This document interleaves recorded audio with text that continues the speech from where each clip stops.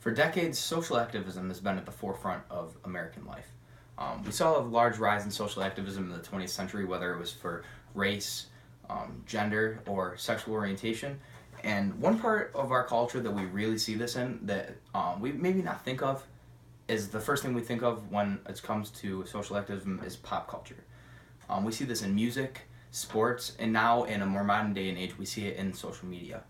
Um, a place that we can start when we're talking about social activism and popular culture is in the late 60s, early 70s, time era Vietnam War.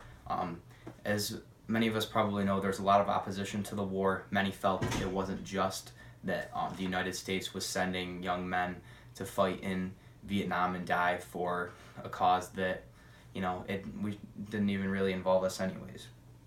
In 1967, we start with a sports example. In 1967, famed boxer, one of the most famous athletes of all time, Muhammad Ali, he made news he dodged the Vietnam draft war.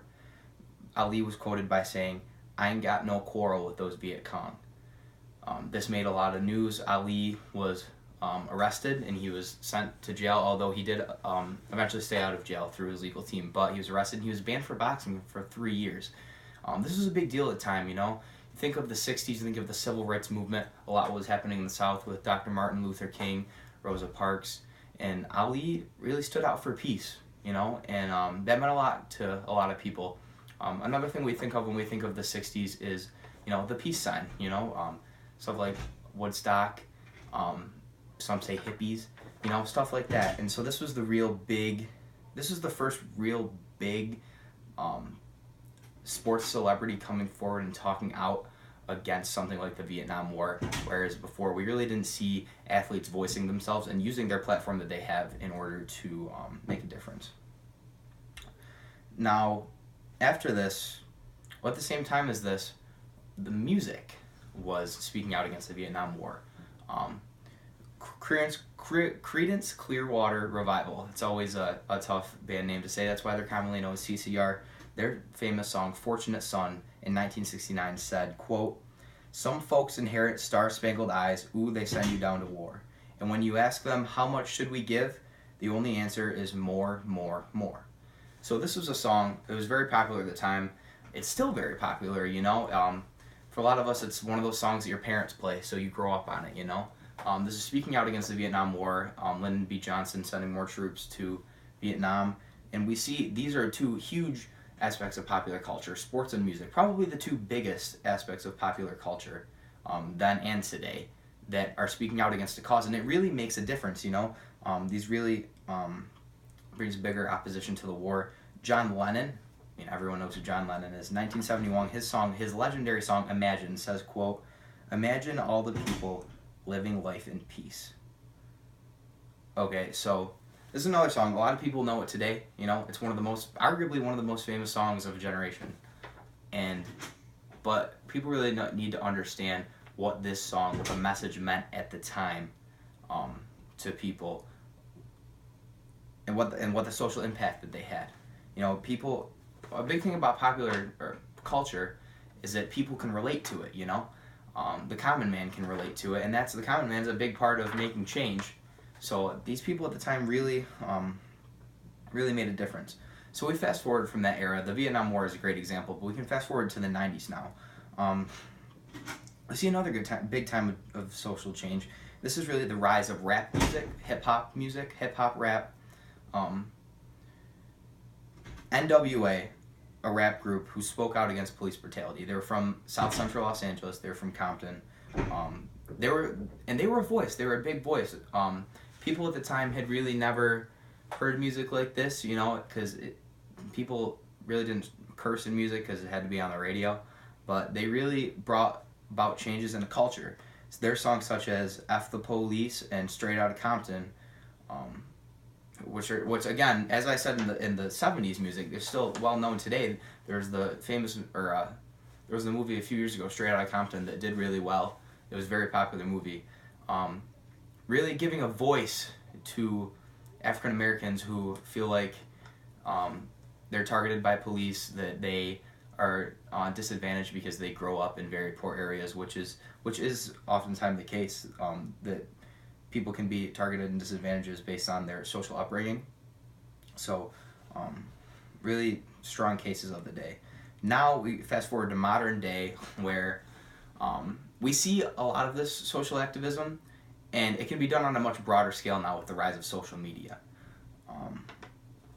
We see the first example I have in music, rapper YG during the presidential campaign of 2016 when Donald Trump, running for the Republican nomination for president, rapper YG came out with a song titled F Donald Trump or FDT. I mean, it speaks for itself, really. YG was speaking out against, he felt that Donald Trump was a racist, homophobic, xenophobic, and so he expressed this, and I mean, made a catchy song, and it took off with it, and that's a big example of how, especially modern day today, that songs that where the chorus has the F-bomb in it, just who cares, So that was a big example. Another thing that we see today in music is, in music and sports, and popular culture in general, is the LGBT movement. LGBTQ, excuse me. In 2014, the song Same Love by Macklemore and Ryan Lewis promotes the movement. And really before this, we hadn't really heard songs on the radio that were gay-friendly because, this movement hasn't really come to the forefront until recently. The song says, quote, "For those that like the same-sex had characteristics, the right-wing conservatives think it's a decision. And you can be cured with some treatment and religion, man-made rewiring of a predisposition," unquote. The lyrics speak for themselves. This is speaking out, saying we should accept LGBTQ people, that they're people just like us, and people have rallied around this type of music, and we've seen more songs like it. Going back to the FDT example, many other hip-hop artists has spoken out in similar ways. You can't really listen to that much rap music without hearing something tearing down Donald Trump.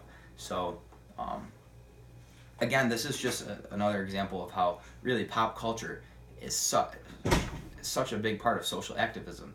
And we don't think of it in that way. Like as I had mentioned in the beginning of this video, we think of social activism as people going out in the streets and protesting, or standing up at a podium and speaking to a bunch of people. We don't think of it as in our music, in our movies, in our sports, and on social media, which is where we get it the most. Because if you think about it, who doesn't listen to music at least once a day, There's a ton of people who watch sports, Who doesn't turn on the television at the end of the day or the beginning of the day, and you're getting that message put into your head whether you know it or not, So now we go to sports in modern day. Colin Kaepernick obviously is the biggest example. He made headlines a few years ago when he started kneeling for the United States national anthem before the game. He did this in order to protest oppression against African Americans in the United States, especially police brutality. Kaepernick has done things such as wearing socks depicting policemen as pigs eating donuts, and also he's worn a shirt with Fidel Castro, the communist leader of Cuba's face on it. So Kaepernick really started a movement. It ended up hurting his career. However, it had a tremendous impact, and it spread to almost every single team in the NFL. It got to a point where nearly whole teams would kneel. African American players mainly would kneel, where white players would put their hands on the shoulders of those players to show that they are in solidarity with them. This also spread to other sports. This is how big of an impact this had.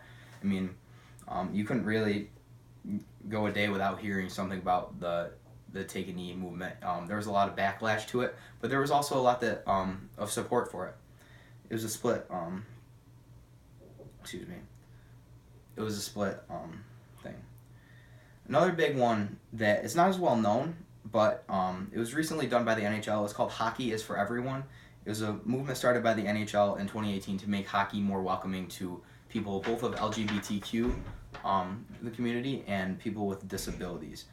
Players were photographed and shown going around holding up LGBTQ flags, speaking out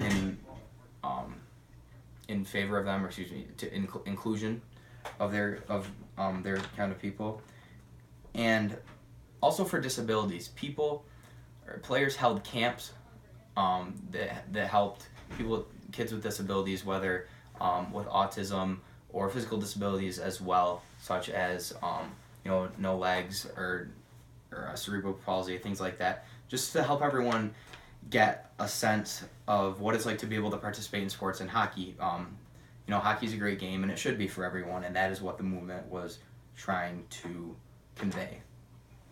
Now we see all of this. This is all progressive movements, liberal, some say, but this is all progressive. Now, we do see something that's not as much as we see in social media or in the mainstream media and popular culture, but it is something that is still out there, and I get it in my Facebook feed. It's conservative social activism. I don't know if you can call it social activism. It's just conservative thought. We talked about with music how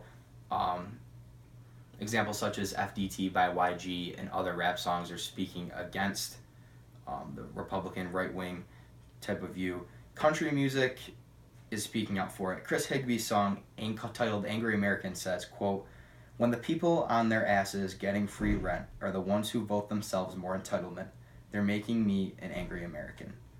Now, artists in the genre, they don't speak out as politically as much, but songs like this show that the opposing opinions are still there. So that's just to touch on like a rebuttal to all of this activism. Well, yeah, it's a rebuttal.